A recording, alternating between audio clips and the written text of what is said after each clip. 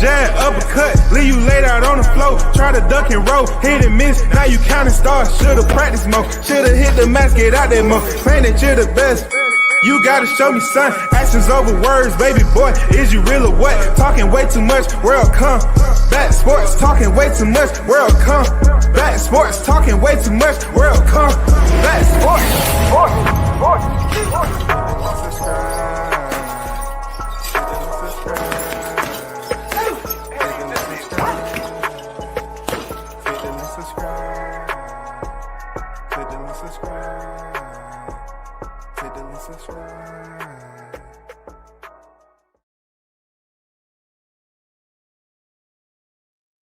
Yo, shout out to the hottest chat in the MF game, man. They signed official. No negotiations needed, period. You already know. We back in the building. Salute to everyone that's on deck. Let's get down to a big salute and shout out to my guy. Legacy on deck. Just hit him with legacy. What's going on with you, man? Carlos Rosado on deck. BG in the building. What up with it, man? Blue Hustle on deck in the building. Salute, salute. I'm definitely going to hit you up, Blue, man. I've just been busy. You already know what it is. But it's good to be back on the mic once again. Of course, I want to talk about a situation or an interview that just happened where there's a dilemma that's going on. And that dilemma is always up for debate on who did it better between Crawford and Floyd Mayweather, Bud Crawford or Floyd Mayweather. But before I get to that, I want to touch on some topics, right? I want to touch on some small topics that's circulating out here in the boxing media. Joseph Parker, Fabio Wardley, I believe it's going to be a very, very competitive fight while it lasts. Of course, Joseph Parker, former world champion, WBO sanctioned body. He's going in there against a rising young hitter in Fabio Wardley. In my opinion, he's basically blossoming at the right time for this fight to happen. As you know, Joseph Parker has had his adversities, of course. He's even been stopped. He even has, somewhat reached the ridge line by, having a win over my guy, Deontay Wilder. But right now with Fabio and Joseph, man, I'm looking forward to this fight. It's going to be competitive. I like it. And Joseph Parker, the older, Fabio Wardley, man, he's strong. He's showing he has the grit and will to get out here and do some damage. Am I going for Wardley in this? No, I'm going for Parker. I like Parker. Nothing against Wardley, but I'm going for Parker. He has more experience, in my opinion. He's been in there with the bigger names, and he should be able to figure this out. And he's been looking sharp as of late. You know what I'm saying? So I'm going to leave that as it lie and get back to it another date, another time. You feel me? Who else? Rumor mill has it that Williams. No, we won't do that. William gets no love over here. Not the way he looked in there against Nello. He gets no love. He supposedly he has said that he's gonna come back and prove that he actually won that fight. Do y'all believe him? Do y'all believe he won that fight? And you can care less, right? Stickum, what's good? Salute to you. What's good? What's good? Yeah, for sure, Rosaldo. I got Parker for the win, man. I do.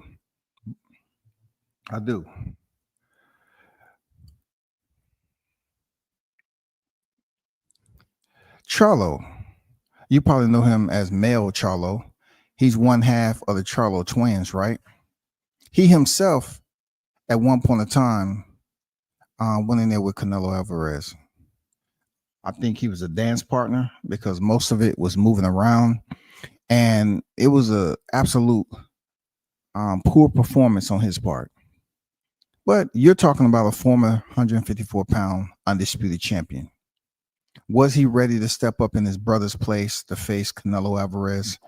I don't think so.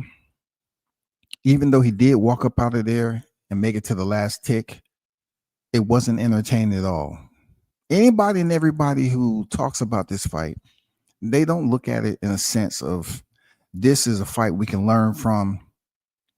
In comparison to Mel Charlo and Crawford, Mel Charlo was able to do it this way. Crawford was able to do it. It's nobody's going to try to balance those analogies out.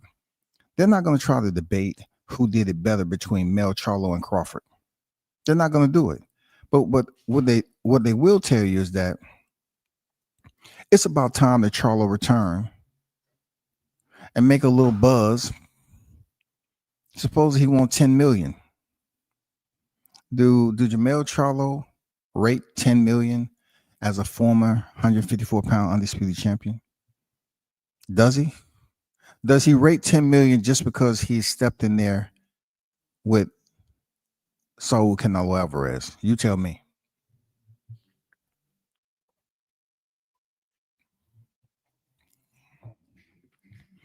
Now,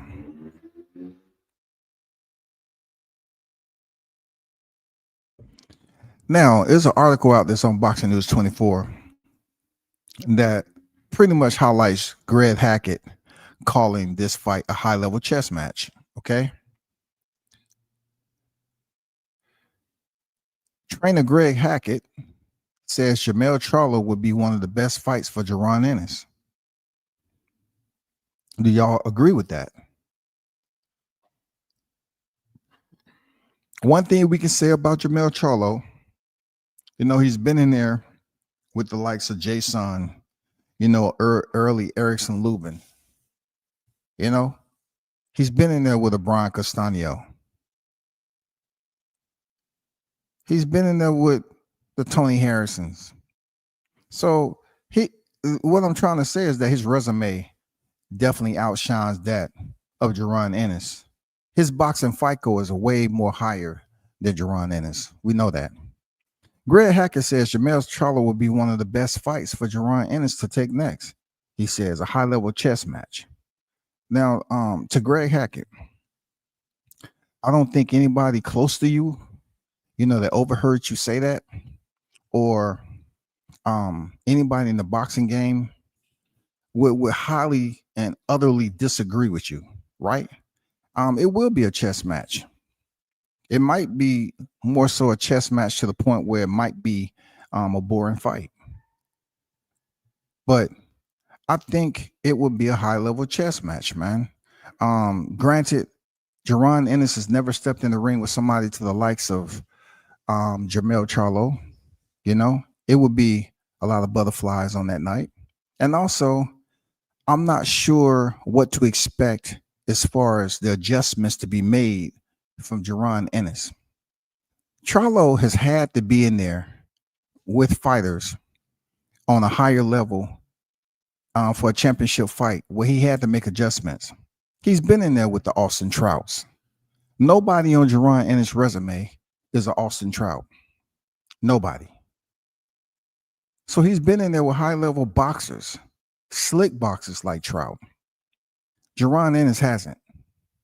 So I'm just curious to know how Ennis will be able to make those adjustments with a former undisputed 154-pound champion as Jamel Charlo. I'm just curious to know how that's going to play out. It says Ennis promoter Eddie Hearn has already ruled out Jamel 35-2 and 119 knockouts, predicting that he would price himself out. Charlo 35 already said asking price for a fight against Boots Ennis or Terrence Crawford would be 10 million. Now, granted, if I want to underscore what Mel Charlo just said, Annex A, the 10 million. I don't see nothing wrong with him asking for 10 million. Don't mean he's going to get it, but he can ask for 10 million. Annex B is Crawford. If he was to get a miracle fight with Crawford, I don't think if Crawford was paid what he was paid purse-wise for Canelo, that somebody like Mel Charlo would get 10 million for fighting Crawford. Crawford definitely can ask open-ended, for whatever he rates, being he's coming off that fight with Canelo Alvarez. But Mel Charlo, just because he's been in there as a dance partner with Canelo, doesn't mean that he rates a $10 million purse. The article goes on to say,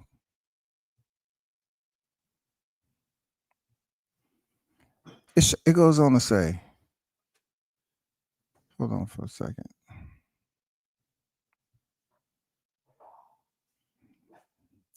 It says not even Boots Ennis is making that kind of money. The grizzled looking Jermell asking price is a non-starter right out the gate. He can also forget about Crawford because he's not going to be interested. It's a fight that would bomb on pay-per-view, losing massive money, putting Hearn in a hole for having wasted his time. Now, to be honest with you, y'all, I don't agree that it will bomb at the box office. I mean, bomb at the pay-per-view. I don't believe that. I think this is coming from a media segue that has always had very critical reporting of Bud Crawford. Now, if this fight was to materialize, I believe people will become interested. They will definitely become vested and paying attention to potentially, a young gun who's they saying is Crawford's 2.0, that he's the next phenom. People will be interested. As much as I highlight the discrepancies of Jaron Ennis, I do, and talk about his very, very low boxing FICO score. If him and Crawford was to fight, being that boxing is struggling right now, you have people just yearning for a big fight. I believe deep down inside that they'll pay interest to it. They would definitely give interest to this fight. Now, am I giving interest to it? No, I'm just telling you what the potential is. Moving on in the article, Jermell was never a pay-per-view attraction, even when he was still an active fighter. Now, after 2 years enjoying the money, he made the lopsided loss to Canelo Alvarez. He'll be even less of an attraction for pay-per-view. I disagree with if he was to fight Bud, it'd be a poor attraction. It says that's why people love the Charlos, because they're willing to challenge themselves. That's what boxing is about, said Coach Greg Hackett to Mill City Boxing, when asking about his thoughts on Jermell Charlo calling out Terrence Crawford and Jerome Boots Ennis. When have Jermell and Jamal challenged themselves in the last 2 years? Jermell hasn't fought since getting a big payday and one-sided loss to Canelo Alvarez on September 30th, 2023. Jamal's last 4 fights has come against these fighters: Thomas Lamana, Jose Benavidez, Juan Macias Montiel, and Sergey Deryanchenko. How is Jamal changing himself? And I'm going to leave it off at that. Why?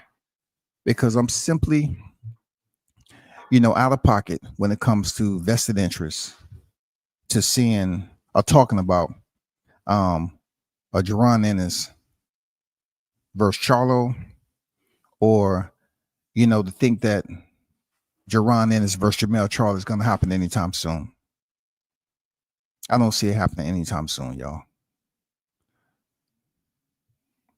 Let's get to Bernie the Boxer. Shout out to Team Crawford. Shout out to the hottest chat in the MFN game. I want to get to some of the comments that Bernie had made when he was interviewing with Mill City Boxing. If you're in the building, just activate Mike on deck. What's good, Darren? I see you. What's good with it, man? He said, why would Team Ennis want to fight Spence or Charlo? Last time I checked, they are both inactive. They know damn well they're fighting up. Why would Team Ennis? Well, I don't know, man. We can pop up the question marks as to why Jaron Ennis does a lot of things in his selection process when it comes to his opponents. If he was getting Jermell Charlo off a hiatus, he should have some type of leverage there, Jermell, because he was formerly undisputed. I mean, why can't he get the fight? Now, Spence is a different story. Spence, he's coming off a brutal beating, which he's healed from, right? He's coming off a beating, a drubbing, a bludgeoning. And for him to step back in the square against a tough fighter like Jaron Ennis, who's been active, it's just not going to happen. It wouldn't even be feasible or make any sense for him to come in there and fight a warrior like that. Even though Errol Spencer said that he don't need tune-ups. EJ has mentioned he don't need tune-ups. So I'm not paying it any mind. But DC, appreciate the comment, man. BG said, I would say give him 10 million if you want Boost to be lineal. Okay. Smart. I like that. Yeah, that'll be a chess move in itself. But you know, sometimes Hearn don't play chess move when it comes to his fighters. But that's a solid point right there to say give him 10 million, because essentially what you're saying is Jaron Ennis has a high stakes chance of beating Jermell Charlo. So therefore, if Eddie Hearns if he wants to position Jaron Ennis at the 154 landscape, why not allow him to go in there, hopefully beat Jermell Charlo and become lineal? That makes all the sense. I agree. That makes a lot of sense, bro. A lot of sense. Rosaldo say, Bud would do both Charlo brothers bad. They should avoid that smoke at all costs. I would say, why don't they make a special rules match? You know, he fight both of the Charlos in one night. One Charlo do 6 rounds and the other one do the last 6. You know, why don't they do it that way so both can get a paycheck and there's ample participation and everything?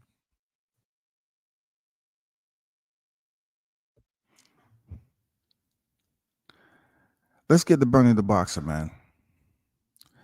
Bernie the Boxer said, we beat the man, okay, via Boxing News 24. We beat him worse than Mayweather. And we're talking the polished version, said Coach Bernie Davis to Mill City, claiming that Terrence Crawford did a better job beating 35-year-old Canelo than Floyd Mayweather Jr. did when he was defeated him when the Mexican star was 23.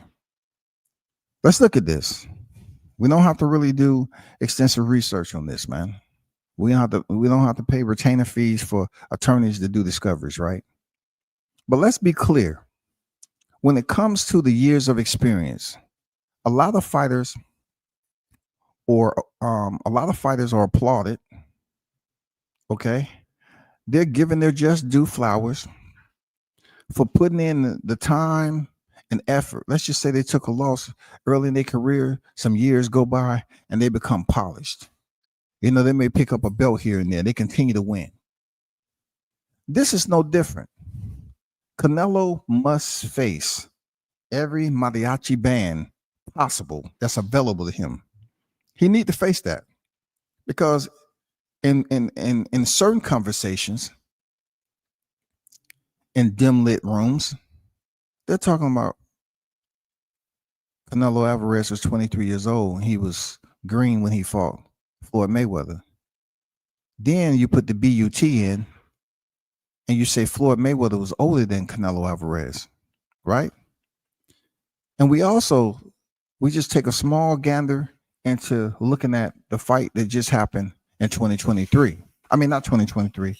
It just happened this year, right? In September. Pretty much the reporting was that Crawford didn't look the same in there against Madrimov. They was pretty much reducing his chances of having any window of hope to go in there and earn victory against Canelo Alvarez, a fighter who wasn't 23 years of age no more. He was more polished, just like Bernie said, more experienced, more seasoned. And, you know, for a long period of time before Dimitri Bivol, Floyd Mayweather was the lone wolf who defeated Canelo Alvarez. But just to see Canelo able to move up to 175 pounds, become a champion, and then return and attempt to beat Bivol, but came up short, means he had way more experience and moving up to that type of weight than many would say that Terrence Crawford had at the time. Crawford, highest weight class, when you're talking about experience and multiple wins, was 147 pounds. He had one fight at 154 pounds, and it wasn't enough to convince people that he was ready to step up 2 weight classes. See, the conversation wasn't as active when Jermell Charlo did it, because point blank period, majority of the fans knew that he wasn't going to win. They knew Jermell Charlo did not have the cachet of tools to go up there and beat Canelo. They know his IQ wasn't at the tier to match Canelo, okay? And we've seen what happened. But with Crawford, when the word finally hit the press, it wasn't the same as Jermell Charlo. For Crawford, people was like, man, from what I'm seeing and what I know, there's certain aspects of Crawford game that we haven't been able to witness in the ring. Is Canelo Alvarez going to be the one to do it? But first of all, he's too small. So no matter what tools he has, it's not going to work with Canelo because he's too small. Wasn't that what they were saying, y'all? They said Crawford was too small. He's bitten off more than he can chew. They weren't giving this man any type of chance with confidence, being that you're basically accrediting him with all the accolades he's earned, formerly undisputed in 2 weight divisions, right? When it came to the seasoned Canelo Alvarez, they did not give Crawford the benefit of the doubt initially. They was talking and making it about 14 pounds. They was making about his resume being a little bit sketchy, lacking the qualification when it comes to the big names. But as I looked at it, WCS looked at it, right? I said to myself, isn't that what challenge is about? Like, if you're truly talking about boxing in general, and we're lacking some fights that are rival fights, wouldn't this be the ultimate contest? Matching up 2 big names in the sport. I'm talking about extensive accolades, y'all.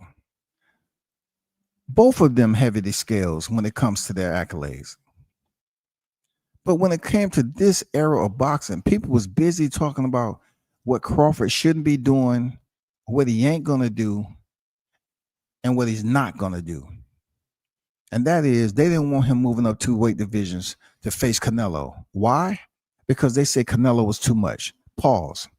So if you bookmark what the critics were saying about Canelo Alvarez and saying that he was too much for Crawford, too much.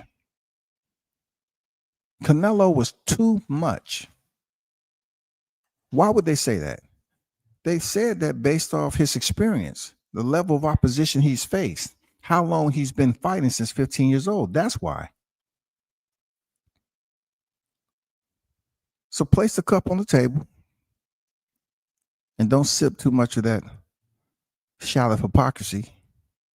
Because when Canelo came on the scene at 23, was he moving up 2 weight divisions to face Floyd Mayweather?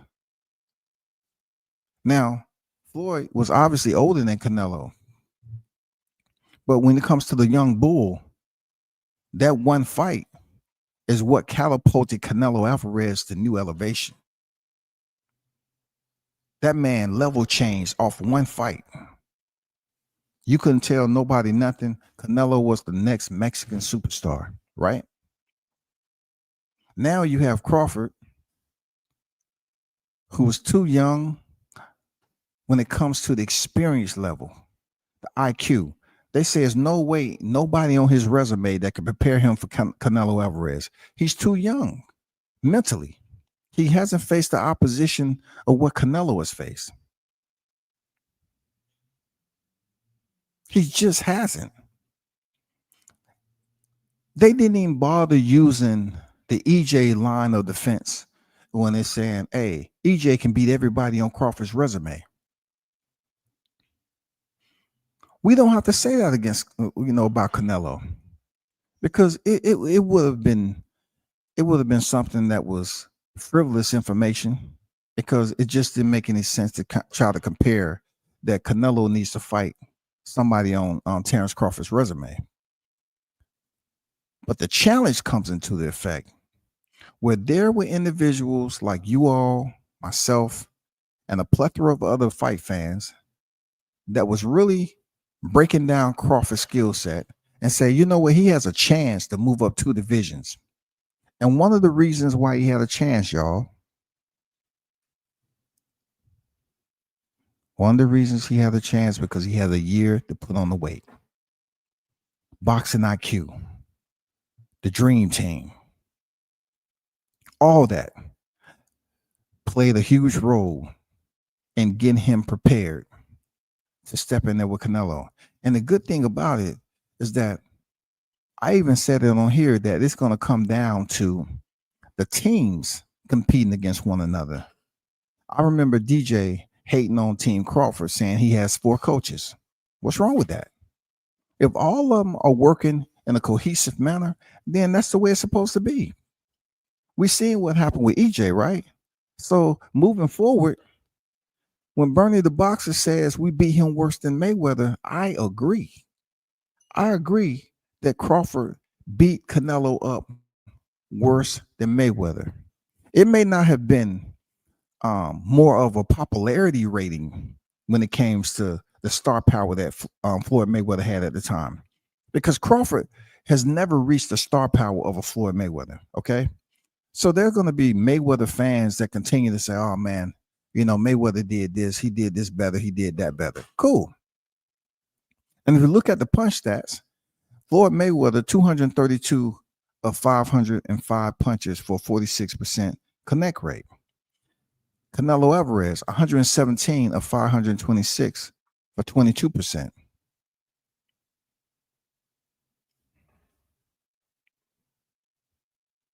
So when I say that Crawford did it better, you're talking about a more experienced, elite, polished version of Canelo Alvarez going in there, right, against a fighter who's never had a contest at 168 pounds.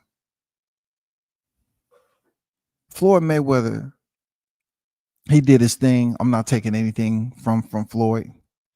But when you take a 23-year-old Canelo Alvarez in comparison to what we watched in September, when Terrence Crawford went in there and put on a masterful display, when he selected to stay in the pocket, when he could have just swept the outside, kept distance, used his jab, and worked in his combinations.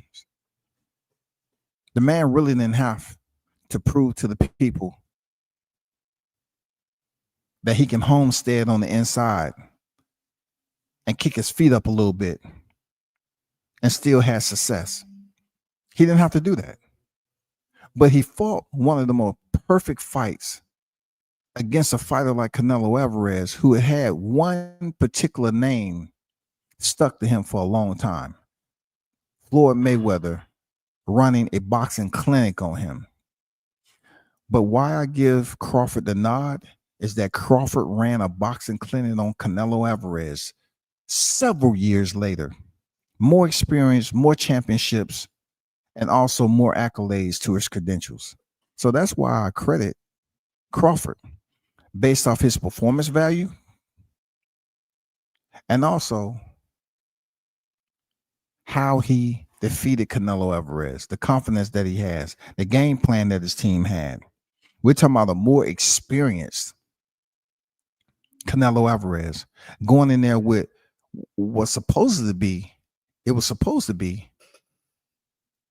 a more novice boxer at 168 pounds than many people gave him credit for. You know what I'm saying? They consider him to be a tyro of that weight class because he never laced up glove and had a sanctioning fight at 168 pounds. That's the way I see it.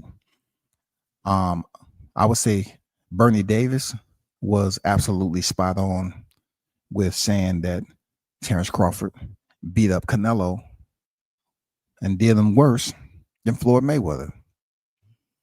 And it's people need to stop looking at, how Canelo rolled with the shots. Hey, you want to talk about money shots? Terrence Crawford has money shots too, the same as Floyd Mayweather did. It's just when Mayweather fought Canelo Alvarez, I've already told you, there was a gap in the weight disparity. I mean, in experience. There was a gap in the experience. Now, Crawford fighting a truly polished Canelo Alvarez, the face of boxing at one point in time, pound for pound best, the cash cow, and people trying to convince me and others that Canelo was a worn fighter, his legs. No, we don't want to hear that. We don't want to hear that. Stop it. We don't want to hear that. Let me get to the chat, man. Charlo need a tune-up, in my opinion, first. I don't know about that. Like, I mean, depending on, okay. I mean, yeah, possibly. But that's a former undisputed fighter, though. He should have been in shape.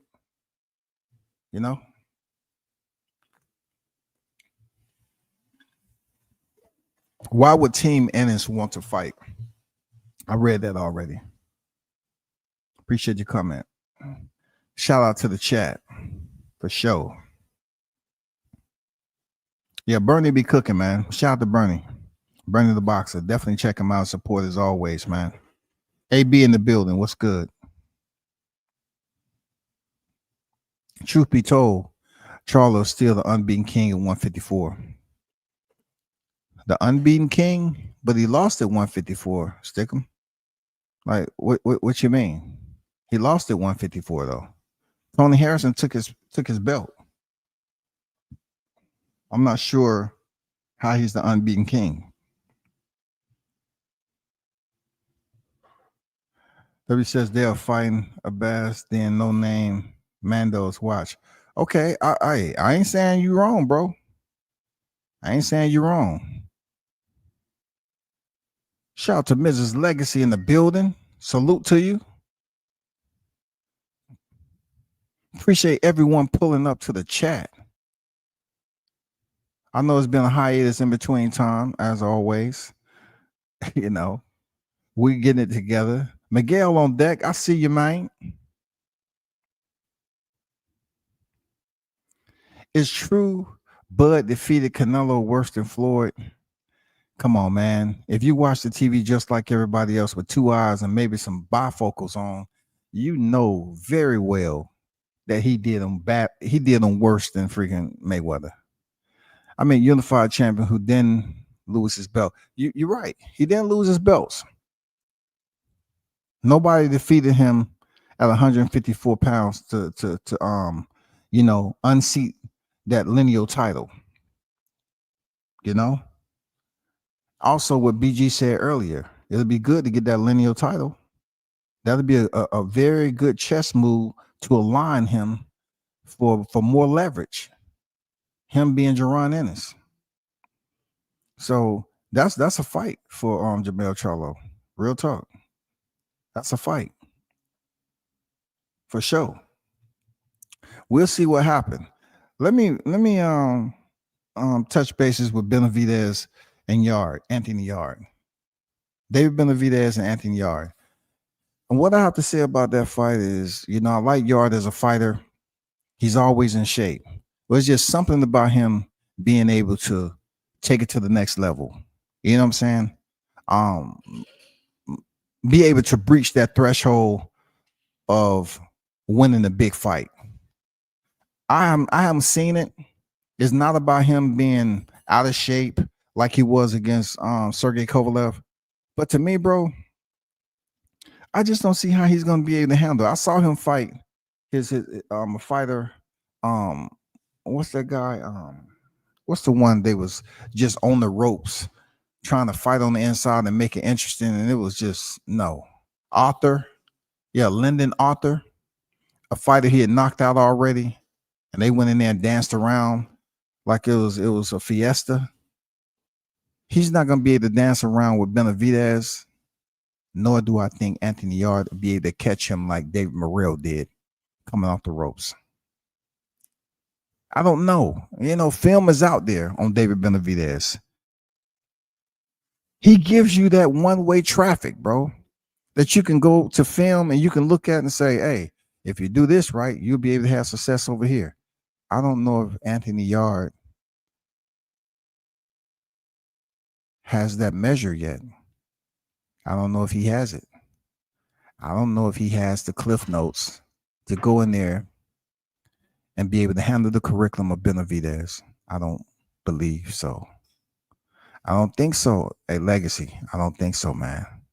I don't think he's pulling off anything except his gloves after the fight, and give a post-fight interview as to how he came up short again. I don't see Yarde being the one to unseat Benavidez, bro. I do agree with you to a point. Him being upset after the fight, yeah, he might feel some type of way of frustration, but I don't think he's going to upset Benavidez based off his skill set, But, hey, yo, shout out to the hottest chat in the MFN game, man. Appreciate y'all for pulling up. We should do it again. Hey, we should do it again, man. You know what I'm saying? Continue to activate that button. I appreciate the support and all that. All right. Another time, another place. I'm out.